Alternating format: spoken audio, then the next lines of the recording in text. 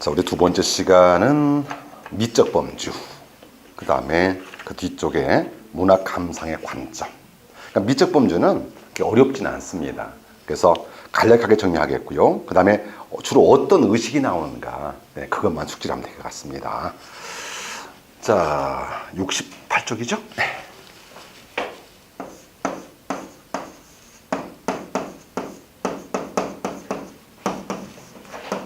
자, 보통 시험 문제 미적 범주다 또는 자, 미의식이다 이렇게 나올 거예요. 자, 그러면 타이틀 크게 한번 불러볼까요? 자, 네 가지만 우선. 자, 무슨 미? 첫 번째는 네, 순고미가 있습니다. 자, 두 번째는요,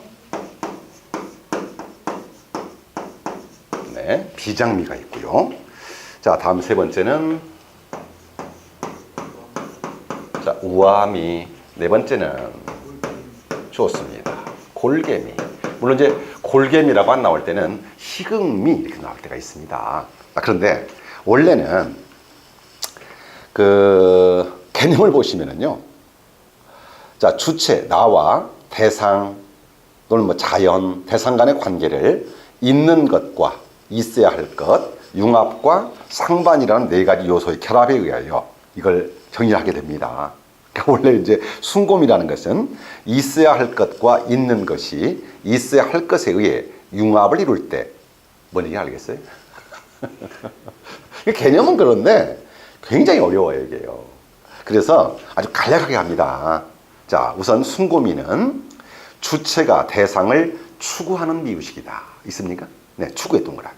이게 뭐냐면은 보통 순고미 그랬을 때 제가 미의식이니까 이렇게 말씀드릴게요. 자, 순고미는 주로 정신과 관련된 미의식이다 이렇게 해요. 그러면은 이 정신이 뭘까요? 자, 지금 순고미는 네, 대상을 추구하는 미의식이다 그랬거든요. 대상을 추구하는 미의식이다. 자, 그럼 이때 이 추구란 말이 뭘까요? 자, 이제 그것만 정리하면 돼요, 여러분들이. 그래서 아래쪽에 보시면은요, 경건하고 엄숙한 분위기, 고고한 정신적 경지를 체험할 수 있는 미의식이다. 참 어렵지 말이. 또 절대적 대상에 대한 경의, 외경, 위대 등의 느낌을 준다 그랬어요. 있습니까? 네. 그래서 뭐냐면은 주로 대상의 추구이기 때문에 자, 이 부분은 대상에 대한 찬양이라든지, 그렇지? 네. 송축이라든지, 또는 어떤 현실에 대한 극복의 의지라든지, 네, 이런 정신과 관계된 미의식이 바로 순고미예요. 그래서 우리가 순고미 그랬을 때, 자, 그게 이제 네, 작품들은 제가 이제 기록을 안 해놨습니다만은, 예를 들어서 찬양이지, 찬양. 우리 향가 중에서 찬 기파랑가가 있습니다. 그럼 화랑인 기파랑을 찬양하는 노래죠. 무슨 미? 순고미. 현대문학에서 만해 한용운 선생의 찬송이라고 하는 시가 있습니다. 님이여 당신은 백번을 살리는 금결입니다. 그러니까 님에 대한 찬송이니까 뭐겠어요? 찬양이니까 당연히 순고미. 그래서 주로 대상에 대한 추구니까 찬양, 송축의 모습, 이건 무조건 순고미 하시고요. 근데 이제 그게 아닐 경우에서는 네, 거기에 대한 네, 극복의 의지, 자, 이것도 네, 순고미에 포함이 되게 됩니다. 자, 그 다음에 그 아래쪽에 이제 제가 월명사의 지금 제망매가를 갖다 놨는데요. 이 제망매가도 우리 한가에서 많이 나왔던 문제지, 그지? 요건 잠시 후에 다시 한번 말씀드릴게요. 자, 다음에 두 번째는 비장미입니다. 주체와 대상이 서로 어울리지 못하는 미의식이다. 됐습니까? 네. 그러면 순고미가 정신과 관계된 미의식이라면은, 자, 이 비장미 형태는요, 주로 뭐 하고요? 네. 슬픔과 관련된 미의식이다 이렇게 해요. 그러면 지금 주체와 대상이 서로 어울리지 못하는 겁니다. 있는 것과 있어야 할 것이 상반이 돼요. 그렇죠? 네. 있는 것을 부정하고 있어야 할 것을 긍정하면서 나타나는 미의식이다 이렇게 설명했는데 딱 한마디면 됩니다. 슬픔이 극에 달한 상태나 한 해의 정서 표출로 인한 형성하는 미의식이고, 주로 우리 전통 문학에서 가장 많이 남아요, 이게요. 비장미가. 네. 그러면은 있어야 할 것과 있어야 할 것과 있는 것과 있어야 할 것이 상반이 된대요. 그러면은 지금 있는 것은 현실입니다. 자, 그래서 거기에 이제 위에 제망매가도 마찬가지인데 늘 나왔던 문제거든요, 이게. 그러면 있는 것, 현실은 지금 어린 누이 동생이 죽었어요. 그럼 있어야 할 것은 뭡니까? 현실 이승이 남아야 할 거 아니겠습니까? 이게 상반이 된다는 거죠. 그래서 이 비장미는 자, 이거 하면 돼요. 그래서 우리 전통 문학에서 가장 주가 되는 미의식이 뭘까요? 그게 비장미예요. 그 중에서도 이별의 정한입니다. 우리 민족이 무슨 민족이야?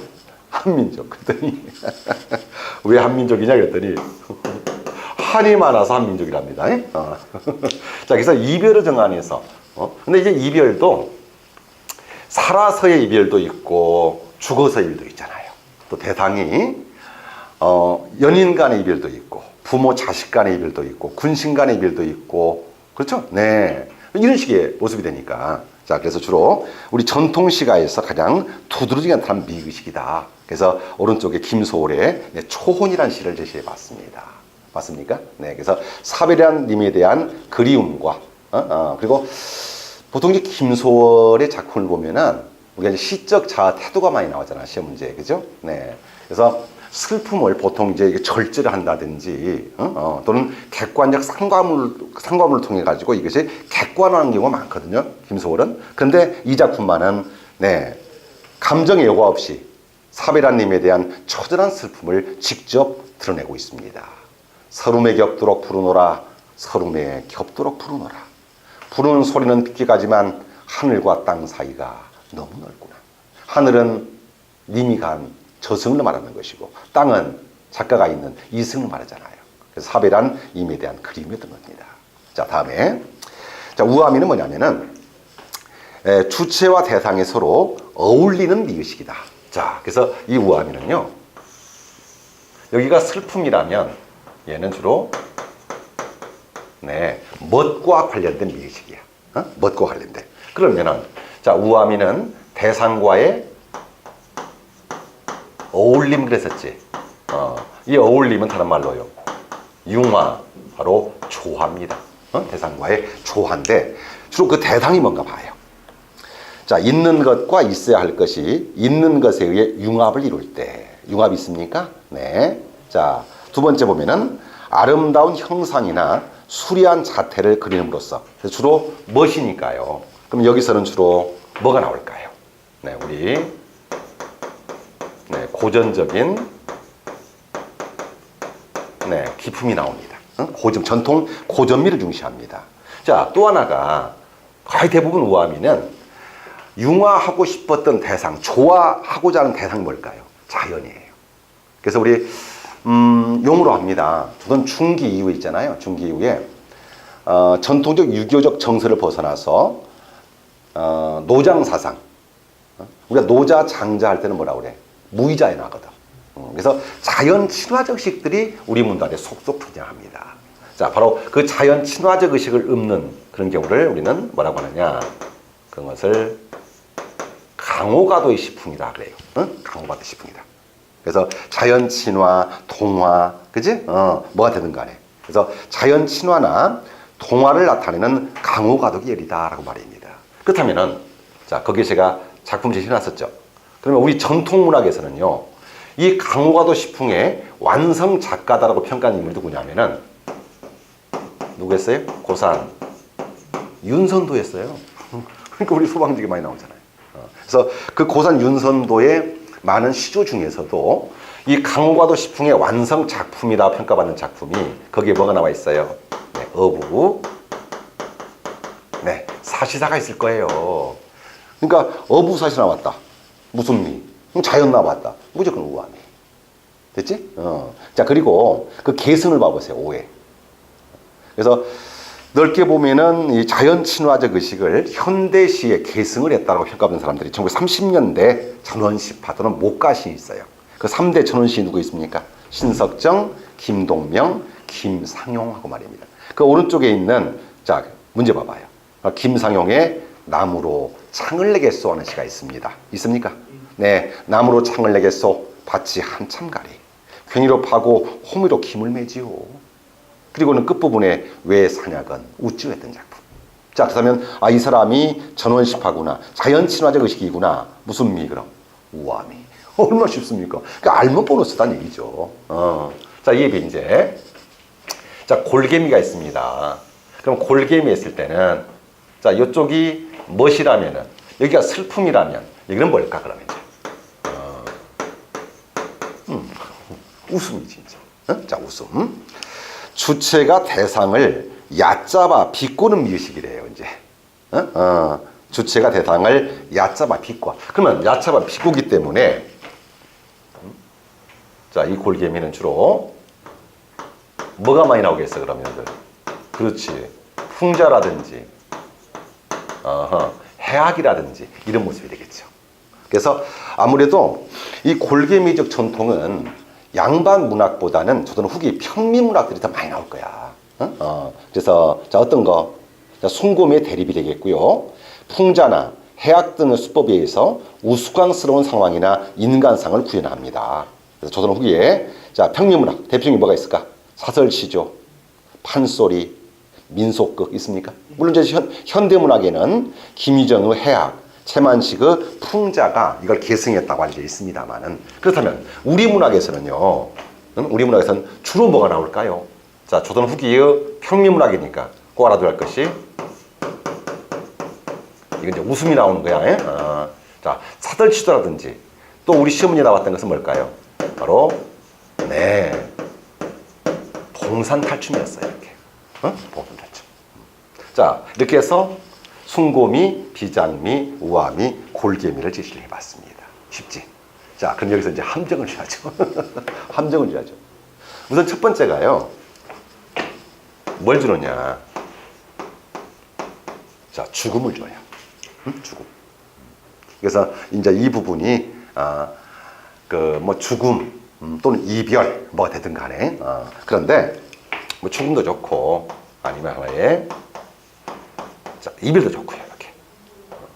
그러면 죽음하고 나왔을 때 미의식이 둘일 수가 있어요. 그러면 이제 죽음 또는 슬픔하고 끝났으면은 뭐가 되는 거야? 당연히 비장미죠. 당연히 비장미죠. 그런데 문제가 있어요. 죽음, 이별, 슬픔하지만은 여기에 하나가 아니라 뭐까지 이렇게 숭고미까지 포함될 수가 있습니다. 그러면 이 숭고미까지 포함이 되려면 자 전제가 뭐가 돼야 돼요? 여기는 이제 슬픔으로 끝나버리는 거고 여기다는 승화 또는 슬픔에 대한 극복이잖아요. 자 그러면 왼쪽에 자, 제망매가가 있습니다.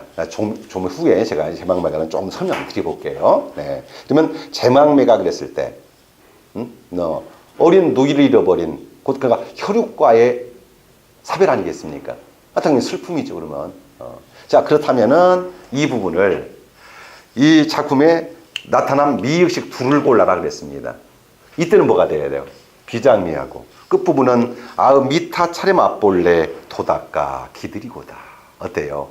이때는 극복한다는 내용이죠? 네. 그래서 비장미 플러스 숭고미까지 이렇게 해요.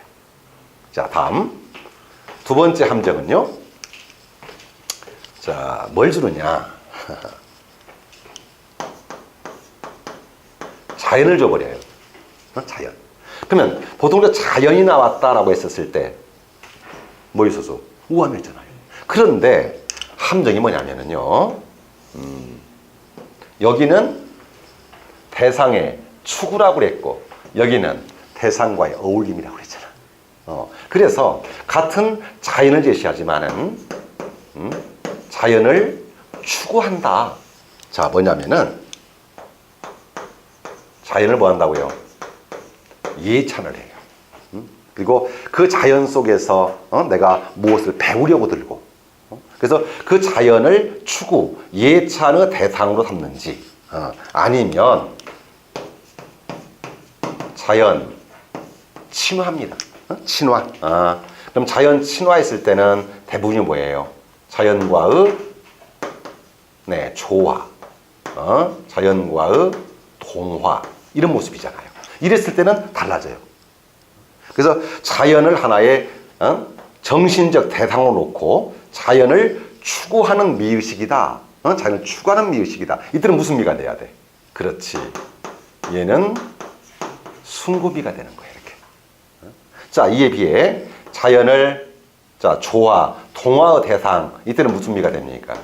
예, 이거는 우아미가 됩니다. 그래서 다른 것은 잘 풀 수가 있는데 여러분들이 이렇게 죽음이 나왔을 때와 그 다음에 자연 나왔을 때 있죠? 네, 이것이 함정으로 팔 수 있는 문제였던 겁니다. 자, 그러면은 그 뒤쪽에 69쪽에 뒤쪽에 보시면 제가 거기에 봉탄탈춤. 자, 이것도 우리 시험 문제 참 많이 나오지 않습니까? 네, 그래서 봉탄탈춤을 해놓고 만약에 여기 나타난 미의식을 골라라 한다면 뭐가 돼야 돼? 당연히 그때는 골개미겠죠.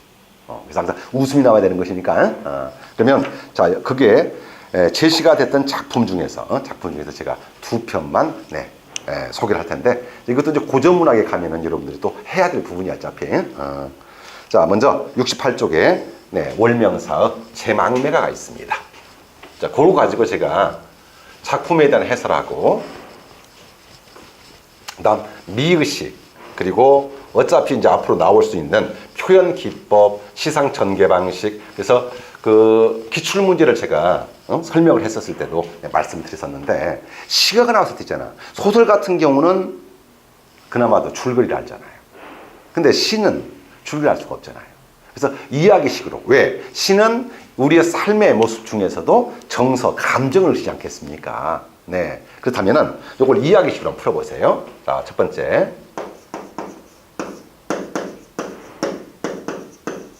자, 제망매가거든요.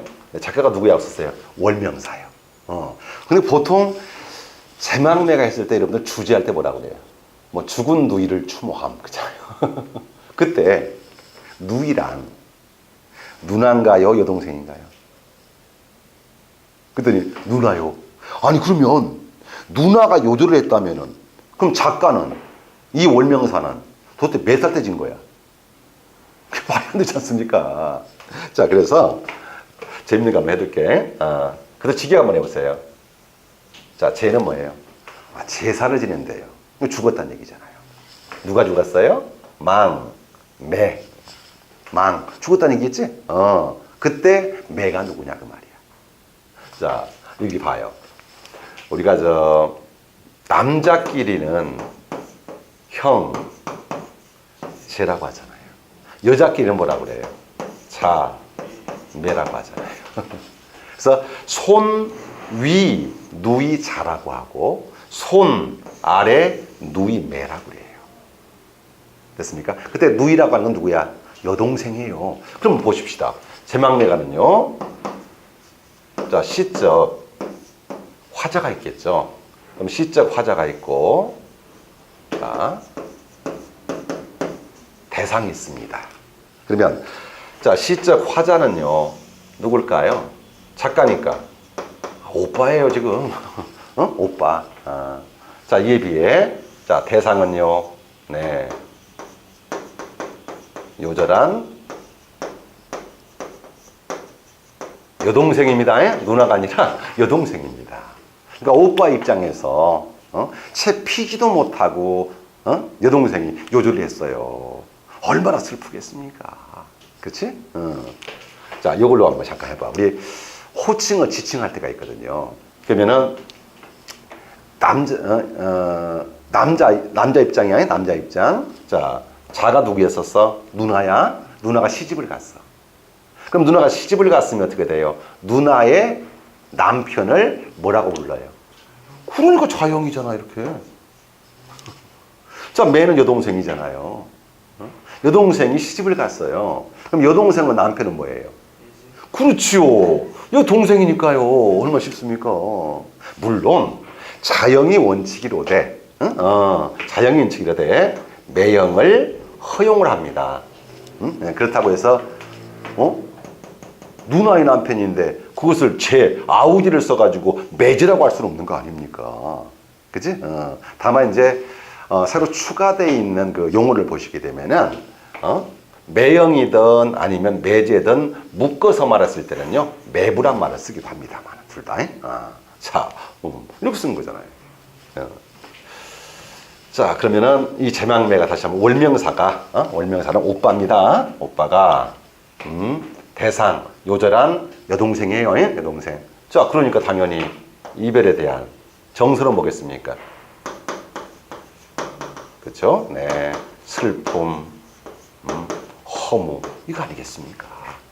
그래서 혈육의 죽음에서 나오는 슬픔, 허무기 때문에 자, 미의식은 무슨 미? 좋습니다. 자, 일단 비장미부터 하나 성병을 하게 됩니다. 자, 그 다음에 형식을 봅니다. 그러면 제망매가 나오는 작품은 향가 중에서도 완성형의 향가라고 하는 19지 향가예요. 그러면 19지 향가 했을 때 시상전개 있잖아요. 짜임. 짜임은 3단 구성이라고 하는 거예요. 자, 어떻게 3단입니까? 자, 기, 서, 결의 3단이라고 그래. 기, 서, 결의 3단. 그러면은 19체니까 그 몇 줄인가 봐봐. 10줄이잖아. 맞지? 그러면 19체의 3단이라면은 자, 끊어볼까, 여러분들? 자, 기는 앞에 사구. 자, 생사로는 예의 삼해저이고 나는 간다는 말도 못다 이르고 어찌 갔습니까? 여기까지 끊으면 사가 되잖아요. 이거 기입니다. 자, 그 다음에 어느 가을 이른 바람에 있습니까? 네. 자, 사. 왜냐면 향가가 나중에 4구체, 8구체, 10구체가 되거든요. 근데 사, 결혼뱀 2 이렇게. 그래서 2가 되겠고, 그 다음에 항상 주제 있죠, 주제. 네, 주제구는 네, 끝부분이에요. 그럼 여기가 2구니까 자, 9행, 10행이죠? 네, 9구, 10구가 됩니다. 자, 이것을 낙구라고 하겠고요. 이 낙구를 우리는 네, 이게 주제구예요. 그리고 우리가 19지 향가의 형식할 때가 있습니다. 그러니까 일단 내용을 보지 마시고 네, 짜임부터 보세요. 그래서 19지 향가를 완성형의 시가다라고 하는데 자, 우선 기본 구조가 3단이 됩니다. 기, 서, 결. 그래서 442의 일반적인 3단 구조가 되겠고요. 그 다음에 형식 중에 또 하나 특징이 있어요. 반드시 그 부분에는 뭔가 고정이 돼 있어야 돼요. 뭐가 고정돼 있어요? 9구째지, 9구째. 그래서 낙구의 첫머리, 그럼 9구째 첫머리에 반드시 뭐가 있느냐? 감탄사가 고정이 돼 있어야 돼요. 그게 19체예요. 그래서 반드시 첫머리 어떤 말 나와 있어요? 그게 이 말이 없으면은 19체가 아니에요. 아으는 감탄사. 그래서 이제 후대에 어떤 문학의 형식과도 연관되어 있다 했을 때, 이 향가는 지금 신라 때니까요. 이게 고려 마렵에 우리 문단에 시조가 나타납니다. 그래서 시조의 기원, 연원으로도 이 작품을 얘기해요. 왜냐하면 시조도 3단 구성이야. 어떻게 3단이었어요? 시조 3단. 초장, 중장, 총장 3단이죠. 여기는 기, 서, 결의 3단입니다. 또 하나가 시조하게 되면은 총장 첫 세 글자는 반드시 고정이 되어 있어야 돼요. 바로 낙구 첫머리 감탄사는 고정이 되어 있습니다. 그래서 형식상으로 본다면 후대 뭐하고 연관? 바로 시조와 연관이 되어 있습니다. 되셨죠? 자, 다음에 시상전개 방식입니다. 그러니까 그 책에는 없는 부분이니까 좀 여러분들이 공부를 하셔야 돼요. 자, 그러면 시상전개로 보면은 얘는 역순행식 구성이라고 해요. 역순행식 구성. 자, 그러면 기 부분은요. 자, 생사의 길은 예 이삼의 저이고, 자, 예 동그라미. 얘는 지금 이 작품을 쓴 시점이란 말이야. 이승, 현세를 말합니다. 자, 여기서는 지금 현재죠. 현재. 그 다음에 어느 가을 이른 바람에 이의 처에 떨어지는 잎처럼 누이의 여동생을 지금 요절을 말하겠고 하단 가제나고 하단 가제는 한 부모를 말하는 거야. 한 부모의 뱃속에서 태어났는데 너 먼저 갔단 말이죠 지금. 그렇다면은 한 부모의 뱃속에 태어난 이 상황은 뭐겠어요? 그러니까 혈육의 정으로서 맺었던 것은 얘는 과거죠. 과거. 자, 그 다음에 이승 현세에서는 헤어졌지만은 저승에서 극락에서 다시 재회할 것을 확신하면서 이를 종교의 힘으로써 극복한다는 내용이거든요. 이게. 그래서 아읍 미타 차례 맛볼래 도닦아 기드리고다. 어디서 제외하는 거야? 저승에서. 그럼 얘는 뭐겠어요? 미래죠. 그래서 우리가 주로 이제 시간의 흐름 있잖아요. 추보식 구성했을 때 그것은 이제 과거, 현재, 미래. 얘는 뭐가 돼야 돼요? 현재, 과거, 미래의 네. 역 순행식 구성 방식을 취하고 있습니다. 근데요, 우리가 주제 있잖아요. 이렇게 시간의 흐름했을 때는 추보식 구성이 되든 역 순행식 구성이 되든 항상 뭐예요? 주제는 미래에 있어요. 항상 미래에 있어요, 주제가요. 자, 그 다음에 그러면 기 부분에서는 누이의 여동생의 죽음으로 인한 삶의 허무감이라든지, 삶의 허무감이라든지 또는 두려움이라든지. 그런데 자, 이 부분에서는요, 혈육의 죽음에서 오는 인생에 대한 자, 무상감을 제시합니다. 그러니까 이 부분이 바로 무슨 미? 자, 이게 비장미죠.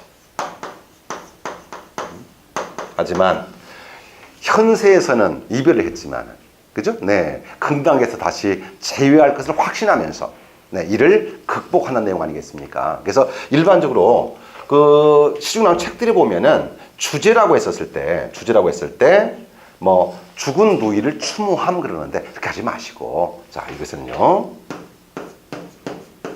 인간 고뇌, 혈육의 죽음으로 인한 슬픔이죠. 인간고의 자, 종교적 승화다. 물론 이때 종교는 뭐가 돼야 돼요? 당연히 불교죠. 네. 그래서 전체 의식은요, 자, 불교. 그래서 불교의 귀함으로써, 자, 이게 나오는 승화는 뭘 말하는 거야? 그거를, 슬픔을 극복하겠다는 의지를 말하고 있다. 이런 식으로 말입니다. 쉽지? 자, 그럼 이제 조금 더 들어볼게요, 이제. 엇구풀인데, 이제. 그 다음에 아무래도 그 문맥적 의미를 많이 묻는 것이 우리 소방제 문제 아니겠습니까? 예, 생사의 길은 예 이샤메. 자, 두 번째 줄에 예 동그라미. 자, 두 번째 줄에 자, 예가 있습니다. 그럼 이 예라고 하는 것은요, 자, 이승, 이승, 또는 네, 자, 현시 되겠고요. 그러면은 이 예하고 상반된 모습이 본문에 나와 있습니다. 상반된 모습. 그러면 얘는 이승이 아니라 뭐가 돼? 저승이 되겠지. 거기에 아으 미타찰 한자 있습니까? 네. 자, 동그라미 치세요. 자, 그럼 이 미타찰은 서방정토, 불교 용어입니다. 서방정토 극락색이라고 그래요. 자, 여하튼 간에 여기는 뭡니까? 얘는 저승이죠. 자, 그 다음에 세 번째 거 봐요. 첫 번째, 나는 했을 때. 자, 그럼 이게 나의 동그라미. 이 나의 동그라미. 그럼 이 나는 누굴까요? 나는 누구야? 생사의 길은 이승, 여기 있으면 두려워하고 어찌 나는 간다는 말도 못다 이러고 갔느냐. 그럼 그 나는 작가가 아니잖아. 그지? 아니, 간다는 말도 못하고 간 나는 누구냐 말이죠. 자, 이 나가 바로 망매죠. 자, 죽은 여동생이었습니다. 그런데 자, 이제 아홉 번째 봐봐. 아으 미타 차례 맛볼라 있습니까? 예. 그래서 아홉 번째 행 끝부분에 자, 네, 나가 또 있습니다. 그러면 이 나는 이제는 망매가 아니잖아요. 그래서 극락에서 다시 만나볼라. 그지? 이 나는 누굴까? 바로 월명, 네, 작가 자신이었던 것이지요. 자, 다음에 어느 가을 이른 바람에 이에 처에 떨어지는 잎처럼. 거기에 자, 시어의 상징성 보세요. 자, 이른 바람 밑줄, 어느 가을 이른 바람. 자, 지금 과거적 모습이죠. 그럼 그 이른 바람은 뭐 말할까요? 바로 누이의 요절을. 요절을. 다음, 이에 처에 떨어지는 립타이 밑줄. 그러면 다이라는 말은 우리말로 처럼이야, 처럼. 잎처럼 그랬으니까 직유법 아니겠습니까? 그죠? 네. 그러면 잎의 원관념이 뭐냐? 자, 그때는 죽음이죠. 죽음. 자, 다음. 하단 가재나고 간원곤 모다온적. 그게 하단 가재 밑줄. 그럼 한 가지잖아요. 한 가지는 뭘까요? 네. 같은 부모. 한 부모를 말하는 거예요. 그래서 같은 배에서 태어났다 해서 뭐라고 그래, 보통? 동복형제라고 그러는 거야. 어머니 배가 다르면 뭐라고 하냐? 뭐 이복형제라고 하는 것이겠지. 그래서 자, 요절, 죽음, 그 다음에 한 부모를 말합니다. 자, 그 다음에 우리가 보통 넓게 봤을 때 불교하잖아. 그리고 여기가 기와 석가지가 비장미였다면은 비록 슬프지만 이를 종교의 불교 귀함으로써 극복하는 내용이잖아. 그지? 그럼 극복했으면 무슨 미? 그렇지. 그래서 이 작품은 네, 비장미하고 숭고미, 바로 두 개의 미의식을 동시에 가지고 있다는 것입니다.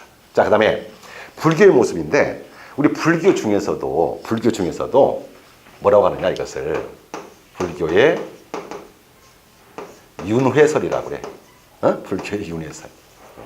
자, 그러면 윤회가 무슨 말이야? 윤회. 돌고 도는 거 아니야. 그치? 그래서 불교 윤회설이 있기 때문에 이것을 극복할 수 있는 거야. 그러면은 이승 현재 했을 때 말이죠. 물론 순서가 내가 먼저 태어났으니까 내가 먼저 죽고 그다음 여동생이 나중에 죽고 할 거 아니야. 그치? 그러나 그럼 여동생이 먼저 죽었기 때문에 슬퍼하는 거 아니겠습니까? 하지만 이것도 순리라는 거야. 왜? 사람들이 만나면 헤어짐이 순리 아니겠습니까?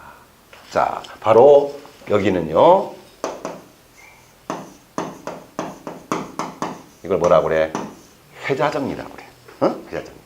그러나 자, 윤회입니다. 자, 윤회는 둘을 말하는 거야. 자, 회자정리하고.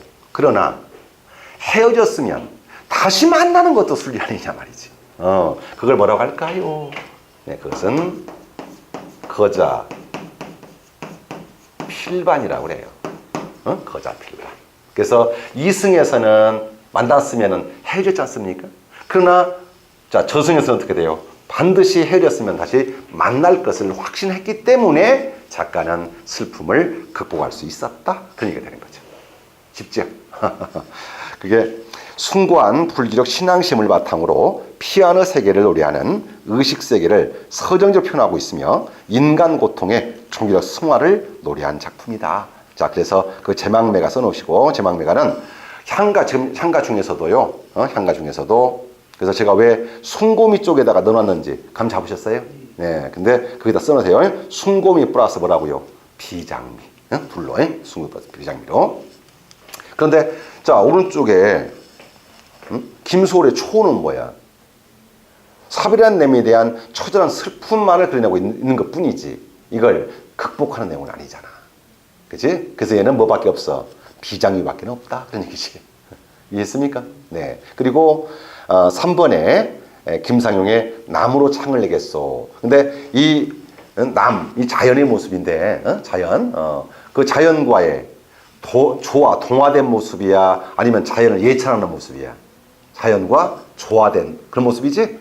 그래서 얘는 숭고미가 아니라 뭐가 돼? 우아미가 된다. 그런 얘기가 되는 거지. 네. 자, 그 다음에 자, 이렇게 해서 제망매가는 다 마무리를 했으니까요. 어때? 이렇게 풀어놓으니까 쉽죠? 근데 무작정 외우려고 하지 마세요. 그래서 일단 이 대상을 먼저 보시고 어떤 정서, 어떤 태도를 가지고 있는가. 그 다음에 형식을 보시고 그 다음에 맨 마지막에 뭘 보는 거야. 여러분이 이제 표현 기법을 보는 거야. 우리 시보 올 때는 그냥 표현 기법으로 끝나는 건데 그건 아닙니다. 이해됐죠? 네. 자, 그 다음에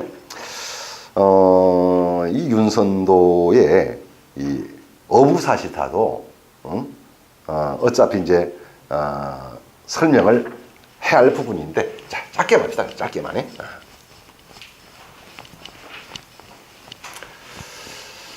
이 윤선도 선생의 시대 배경을 본다면은 이때가 언제일까요?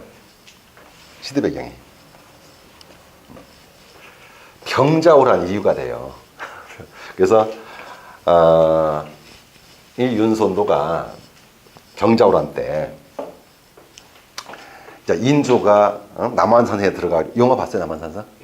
그래서 남한산성에 가가지고 이제 항쟁을 하고 있으니까 지방에서 수군을 모아가지고 이제 한강 쪽으로 이렇게 올라오고 있었어요. 그런데 인조가 항복을 했다는 소식을 듣습니다. 그래서 이제 더 이상 이제 올라갈 필요가 없잖아요. 그래서 다시 수군들을 몰고 남한해 버립니다.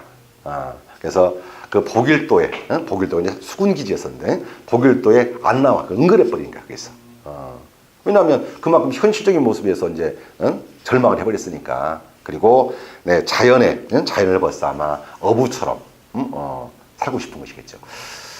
그 우리 유학자들 있잖아요. 그러니까 옛날 그림을 보게 되면은 단순하게 그냥 산수 그림 그리는 게 아니고 거기는 그 유학자들로서의 어떤 삶에 대한 철학이 들어있는 거예요. 그래서 옛날 그 우리 그림을 보시게 되면은 자 뒤에 산이 있고요, 강이나 바다가 있고요, 바다 위에 배 한쪽에 배가 떠 있고 배 위에 누구 있어? 사공이 있잖아요. 근데 잘 보시면은 그림이 어울리지가 않아요. 왜? 아니, 산하고 강이나 바다하고 자 배가 있고 사람이 있습니다. 근데 그 중에서 부조화스럽게 가장 크게 그린 그림이 뭔지 아세요? 그게 사공이에요. 배 위에 사공이 엄청 사공을 크게 그렸어요. 근데 그게 뭐냐면 젊었을 때는 선비로서 그래서 유교적 관념이나 아니면 임금에게 충을 하고, 그리고 이제 말년에는 벼슬 버리고 낙향을 해가지고, 그죠? 자연과 벗살아. 그는 어부의 생애를 독려했던 것이 유학자들이 모셨던 거죠. 그러니까 이 윤선도도 이제 그런 모습이 나와. 그래서 이 윤선도의 어부 사시사 속에 보게 되면은 그 부분이 있습니다. 그래서 어부 생애, 자기가 지금 어부처럼 살고 있으니까 그 어부 생애를 웃지 마라, 비웃지 마라. 그림마다 그렸더라. 그 말이 뭐냐? 그림마다 전부 나 같은 삶을 지금 그리고 있지 않느냐. 나는 그거 살고 있다. 바로 자신의 삶에 대한 자부심을 드러냈던 그런 시기도 합니다만은. 자, 어부 사시사죠. 그러면 사시를 했습니다. 그러면 항상 제목에 사시란 말이 나왔을 때는 그렇게 나와야 돼. 춘하, 추, 동 사계절이 있어야 사시가 되는 거야. 그래서 우리 최초의 연시에 썼던 맹사성의 강호 사시가. 그럼 강호 사시가니까요. 강호도 역시 장 아니겠습니까? 그러면 춘하, 추, 동 사계절을 각각 한 수씩, 총 4수짜리예요. 근데 이 작품은요, 사계절을 각각 10수씩이에요. 사계절 10수씩이니까 총 몇 수가 돼야 돼요? 총 40수로 되어 있는 연시조입니다. 그래서 우리 전해지는 작품 중에서는 가장 긴 분량을 가지고 있는 작품이죠. 그리고 그 당시 작품 중에서는 순수국어의 우리 순수의 아름다움을 가장 잘 살렸다라고 평가를 받고 있겠고요. 그죠? 네. 그리고 강화도 시풍의 완성 작품으로 이 작품을 인정합니다. 그러면 강화도 시풍의 완성 작품이었으니까 얘는 무슨 미가 돼야 돼요? 그러니까 당연히 우아미가 되겠죠. 그지? 근데 이 작품은 형식상의 특징만 잠깐 하나 말씀드릴게요. 그래서 어부의 생활이 사실적으로 그려져 있어 현실감이 뛰어나며 자연의 아름다움과 넉넉한 삶을 누리는 흥치를 노래하고 있다. 무슨 미? 그러니까 우아합니다. 그런 얘기죠. 됐습니까? 네. 자, 그런데 초장하고 중장하고 자, 이렇게 종장이 있잖아요. 그래서 이 윤선도의 어부사시에 대해서 이제 나중에 또 한번 제가 그 고전문학을 기본 시험을 할 때 말씀드릴게요. 뭐냐면 이 고려 소교의 형식상 특징을 이어받고 있다 그래요. 그럼 고려 소교의 형식상 특징에 대한 계승이다 했을 때 뭐냐면은 특징이 고려 소교는 고려 평민들의 노래고 뭐가 있습니까? 후렴구를 가지고 있어요. 이 작품이. 자, 요것도 후렴구가 있거든요. 이제 한 작품만 지금 제시했습니다만은 거기에 초장과 중장 사이, 중장과 종장 사이 후렴이 들어있어요. 있습니까? 거기에? 자, 작품 봅니다. 그러면은 중장과 종장 사이를 보시게 되면은 40수가 있잖아요. 추나 종사 40수가 다 똑같아요. 자, 불러보세요. 뭐뭐 있습니까? 네. 자, 지국총, 지국총, 어사와 그랬어요.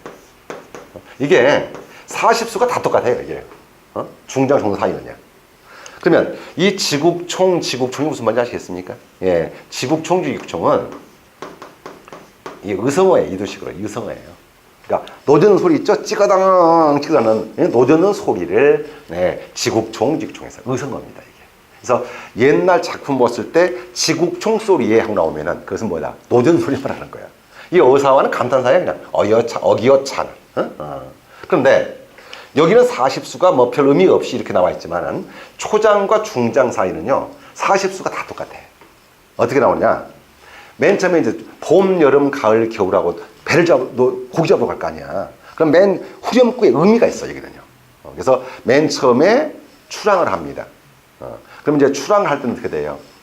다 떨어라 나가다 보면 돛 따라라 그죠? 네. 그럼 조금 더 이제 바다로 나오면 뭐야 이제 노를 저어라 이런 식으로 나오지 않겠습니까? 그래서 이게 출항의 장면부터 바다로 나가서 이제 배 멈춰놓고 그죠?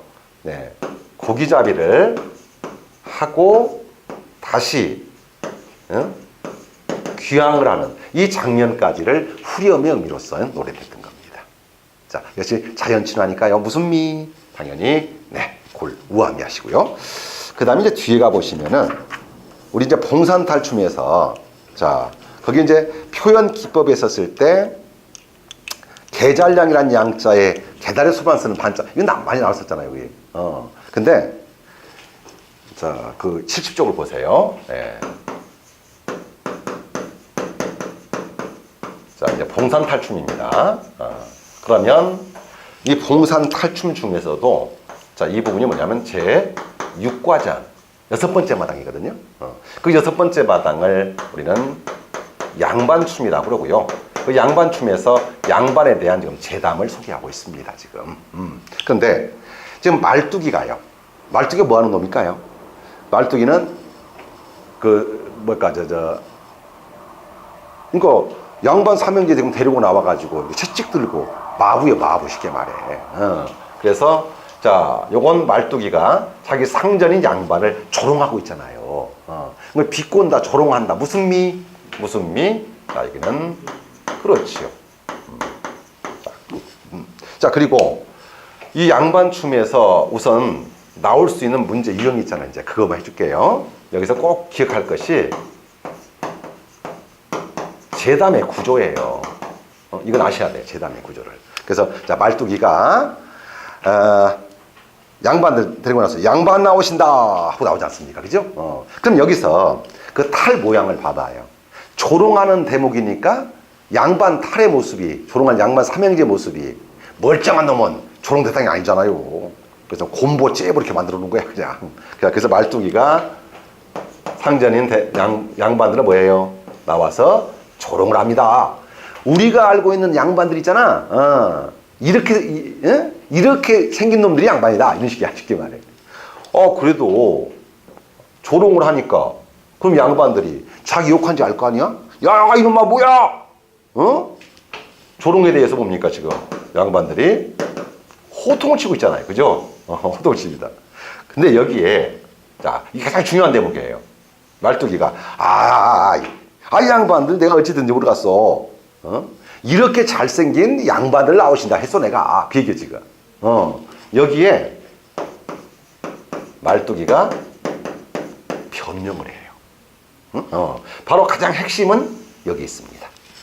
근데 실제 이 변명이 표면적인 의미하고 심층적 의미가 서로 달라.